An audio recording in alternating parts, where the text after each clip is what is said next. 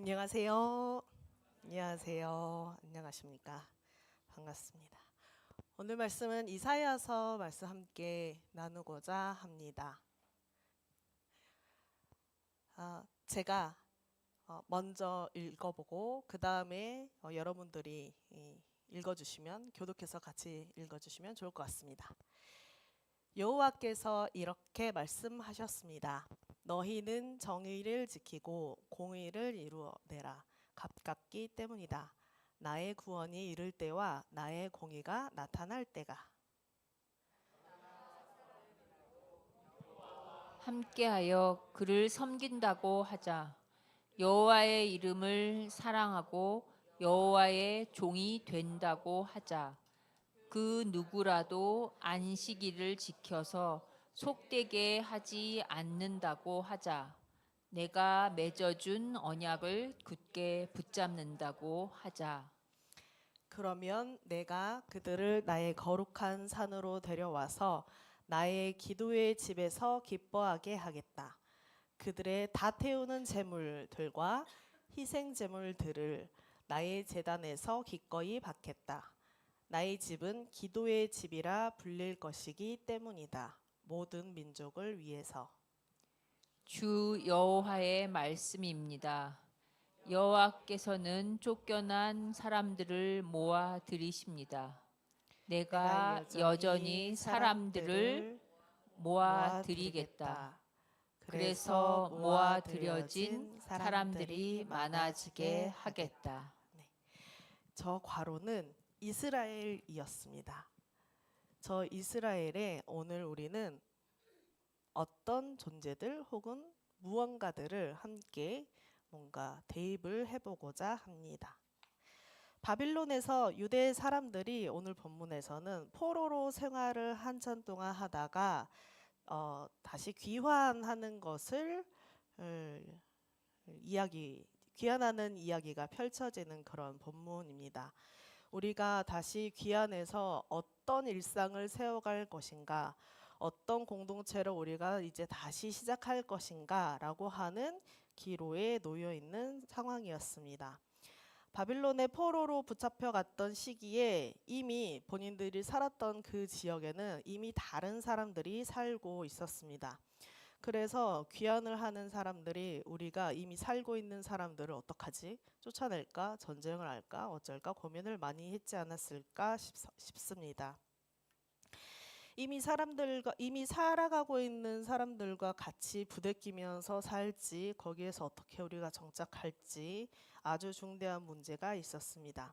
그러다가 오늘 본문에서 보면 같이 살아가기로 결정합니다. 이른바 이방 사람들, 이방인들과 자신들과 같이 살려면 이방 사람들도 역시 자신들과 같이 안식일을 지키면 야훼의 백성으로 인정되는 것이다 라고 하는 이야기를 나눕니다. 앞으로 함께 살아갈 어떤 다양한 존재들에 있어서 함께 자신들의 울타리로 놓는 어떤 기존에는 혈연 중심의 어떤 부족 혹은 민족, 어떤 공동체, 핏줄로서 이렇게 연결을 지어왔다면 새롭게 우리가 귀환해서 또 다른 존재들과 함께 살아갈 우리의 일상은 안식일을 지키는지가 거기에 기준을 두고 공동체를 함께 꾸려가자라고 하는 이야기를 나누는 것입니다.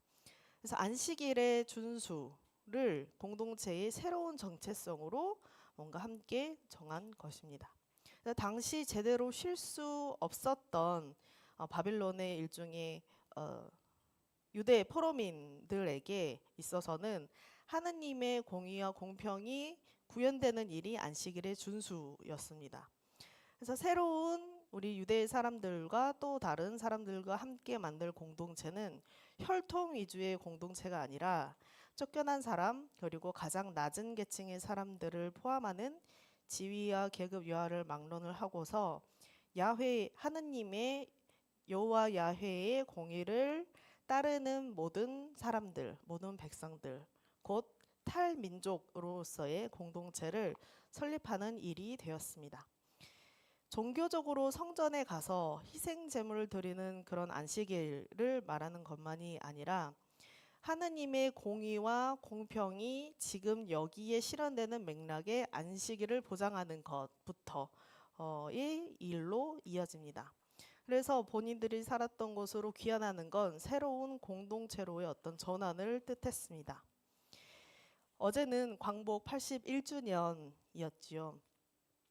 일제의 패망 등으로 해방이 찾아온 한반도에 새로운 일상, 새로운 세상에 대한 열망으로 가득 찼던 때를 상상을 해봅니다. 일제 잔재를 청산하는 일과 그리고 세계 시민으로서 새 날을 일구고자 헌신했던 날들. 그러나 결국 남북이 나뉘고 한반도에 죽음의 그늘이 드리웠던 역사를 우리는 함께 기억합니다. 억울하게 죽음에 이른 수많은 넋들이 아직도 지천에 묻혀 있음을 기억합니다. 남북이 다시 뜨겁게 재회하는 날을 고대하며 교류하던 시기가 있었지만 오늘의 지금에 이르러서는 적대적 관계가 되어 끊어져 전쟁의 그늘만 더욱 짙어져 갑니다. 이런 가운데 내일부터 한국과 미국의 군사훈련이 대규모로 진행이 됩니다. 전쟁 연습이 내일부터 27일까지 또 진행이 됩니다. 조선민주주의인민공화국은 한국과 미국이 이번 전쟁 연습을 두고서 연례적이다, 방어적이다라고 하는 그런 강변을 두고서 사실 본질상 침략 전쟁의 시연이 아니냐라고 하면서 강력히 대응하겠노라고 연일 이야기하고 있습니다. 분단 이후에 평화 통일을 향해서 우리는 부단히도 각각의 걸음돌로 우리가 애써왔지만 우리 대한민국의 헌법 3조에 적혀 있는 대한민국의 영토는 한반도와 그 부속 도서로 한다라고 하는 사실상 흡수 통일의 기조를 우리가 그동안 개헌하여서 없애버리지도 못한 상황이고 전시 작전권도 되찾아오지 못한 상황이고 국가보안법도 폐지하지도 못한 상황입니다. 근데 그렇다고 해서 우리가 그 무엇도 하지 않고 현재 고조되고 있는 군사적 적대나 긴장 등을 그대로 보고만 있을 수 없겠지요. 국제 정세와 맞물려 있는 이 상황을 도대체 어떻게 타개해야 할지 때때로 저의 경우는 정말 까마득한 마음이 몰려오고는 합니다. 자주적이고 주체적으로 평화를 지탱하고 유지하는 것이 오늘에 있어서는 마치 꿈과 같은 일로 여겨지는 시기가 되었나 하는 생각도 때론 들기도 합니다. 적대와 긴장을 완화하고 평화를 만드는 일이 우리 그리스도인들의 여정 중 하나임을 되새김하면서 우리가 그럼에도 불구하고 가야 할 길을 바라봅니다. 마침내 한반도와 동북아시아의 평화, 정말로 광복을 여는 새날을 꿈꿉니다. 변화하지 않을 것 같은 무언가들, 이 거대한 벽들을 향해서 그 벽에 문이 생기길 바라고 혹은 그 벽이 무너지길 바라고 혹은 새로운 무언가로 전환되길 바라는 그 여정들에는 냉소가 깃들기 쉬운 것 같습니다. 어떤 사람이 이렇게 얘기합니다. 냉소주의는 고착화된 분노이고 또는 포기와 항복의 증거라고 하더군요. 또 한때는 이 냉소주의는 부드러웠으나 이제는 거칠고 딱딱해진 내 마음이기도 하다라고 얘기했습니다. 나의 아픔과 다른 사람의 고통과 겉으로 보이는 것보다 훨씬 복잡할 수 있는 가능성과 거리를 두려는 자기 방어적인 어떤 반응이다라고 하는 이야기를, 그래서 마치 굳어진 퇴적암층 같은 것이 냉소인 것 같다라고 하는 말을 레이첼 에반스라고 하는 크리스찬인 사람이 이야기한 적이 있습니다. 지난 주 중에 제가 우리 교단의 111회 기장총회에 헌의한 초안을 담은 자료집 파일을 받았습니다. 총회 대의원들에게 미리 공유를 해서 미리 파악하고 공부를 해와서 총회 때 어떤 결정을 할지 사전에 준비하라는 이제 그 절차 중에 하나인데요. 저는 이제 올해도 서울로에서 파송되는 총회 대의원으로 함께합니다. 사회부에 배치된 헌의안을 심의하는 역할을 하게 됩니다. 전체 헌의안은 280여 쪽이고 그 중에 일부가 사회부가 다루는 헌의안들이 있습니다. 근데 쭉 전체를 이제 쭉 살펴보는데 하나의 헌의안이 눈에 들어왔습니다. 우리 교단도 신천지를 대응할 이단 대책위원회를 신설하자라고 하는 헌의안이 눈에 들어왔습니다. 신천지로 실제로 많은 피해를 우리 교단 안에 다양한 공동체들을 피해를 입고 있었기 때문에 타당한 헌의안이었습니다. 그런데 다른 이웃 교단들의 흐름들을 보면 이건 다른 맥락이 됩니다. 이웃 교단들도 처음에는 신천지 등의 이단에 대응하기 위해서 이단 대책위원회를 만들었습니다. 그런데 어느덧 그 이단 대책위원회들이 제가 기억하기로 특히 2017년부터 본격적으로 퀴어 신학을 이단으로 규정을 하고 성소수자를 환대하는 목회자나 교수 등등을 이단으로 낙인 찍고 교단에서 징계하는 등을 위해 애쓰기 시작했기 때문입니다. 그리고 이미 재작년에 저희 교단에서도 이른바 기장 반동성의 반동성원 대책위원회 소속 목사님들이 똑같은 헌의안을 냈던 적이 있습니다. 근데 그 헌의안 설명문에는 올해와 똑같이 신천지를 대응하기 위한 이단 대책위를 신설하자라고 하는 제안이었습니다. 근데 그때 당시 크리스찬 투데이라고 하는 언론사에 인터뷰한 내용을 보면 그 헌의안을 낸 그 대책위원회 목사님들은 이렇게 말했습니다. 퀴어 신학과 성소수자를 이건 제 표현으로 환대하는 목회자들을 이건 이단이니까 치리해야 한다, 징계해야 한다. 이를 위해 이단 대책위가 필요하다라고 하는 인터뷰와 그 기사를 그대로 낸 적이 있었습니다. 근데 그걸 똑같은 내용으로 올해 다시 헌의한 것입니다.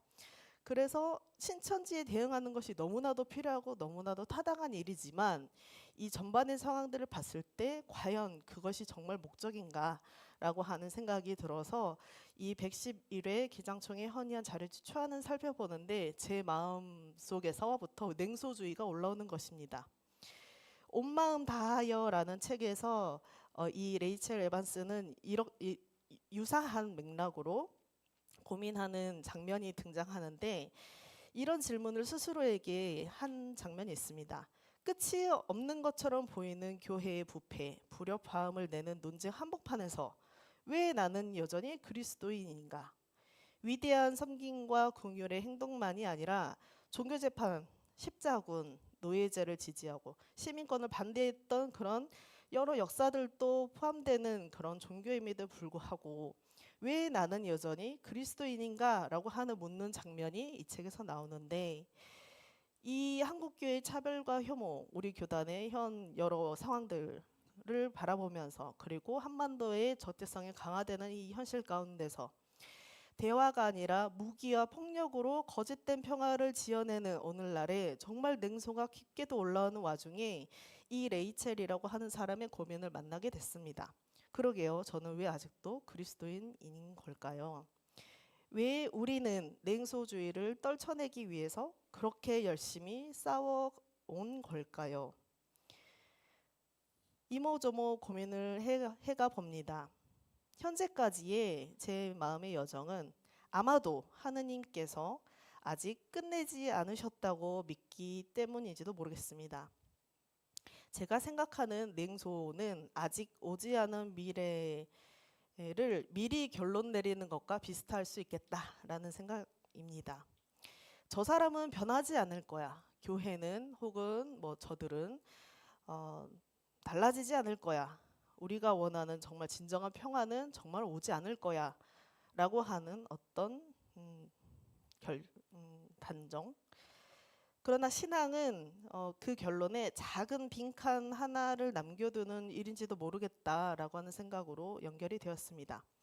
내가 아직 모르는 일이 일어날 수 있길, 내가 아직 만나지 못한 사람이 그 빈칸 하나에 들어올 수 있도록, 또 내가 아직 알아차리지 못한 내 이웃의 얼굴을 볼 수 있고 들을 수 있도록, 또 하나님께서 아직 하실 일이 남아 있도록 내가 뭔가 빈자리를 빈 공간을 마련해 놓는 일인가라는 생각으로 연결됐습니다.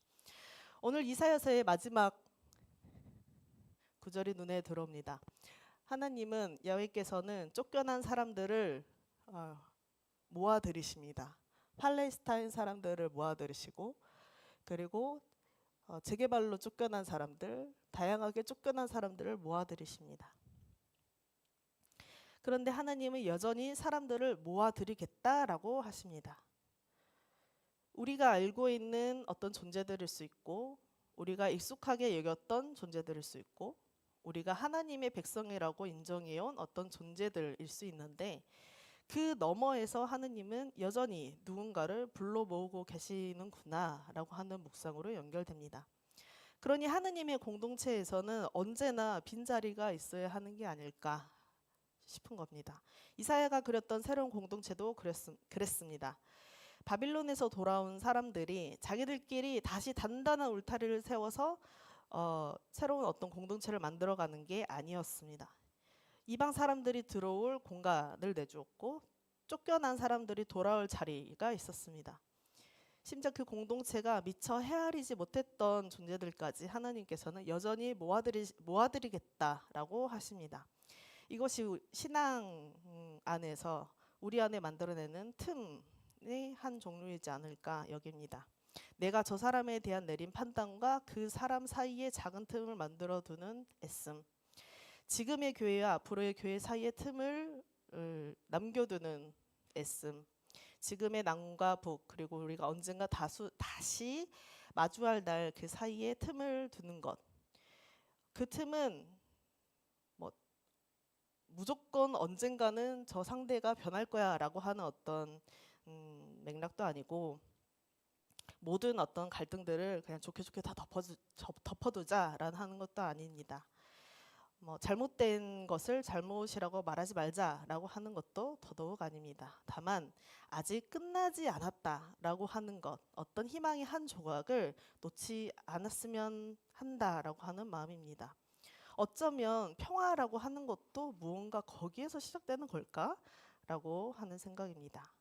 평화는 내가 꼭 상대를 좋아하게 되는 데서부터 시작되는 게 아니라, 상대의 존재와 미래에 대해서 내가 일종의 최종 판결을 내리지 않는 데서 뭔가 시작될 수 있는 게 아닐까라고 하는 마음을 조금씩 배워가는 것 같습니다.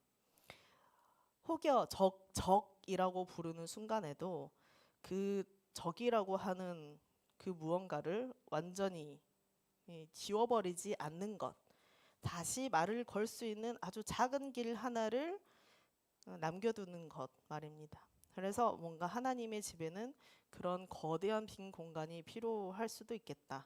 누가 들어올지 우리가 다 알지 못할 수도 있겠다.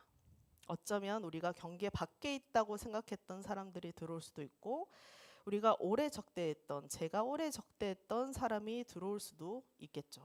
놀랍게도 어느 날에는 제가 그 빈 자리에 서 있는 사람일 수도 있습니다.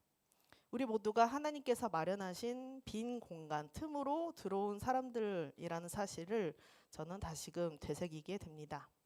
하나님께서 우리를 향해 최종 결론을 내리시지 않으셨다라고 하는 마음이 올라옵니다. 누군가의 실패에도, 평화를 향한 수많은 시도의 어려움과 난관에도 불구하고 하나님은 여전히 존재들을 모으십니다. 여전히 관계를 연결하고 이어가시고 새로운 일을 시작합니다. 그러므로 저도 아이스크림 한 숟가락씩 계속 퍼내듯이 저 스스로부터도 빈 공간을 만들고자 애써가려고 합니다.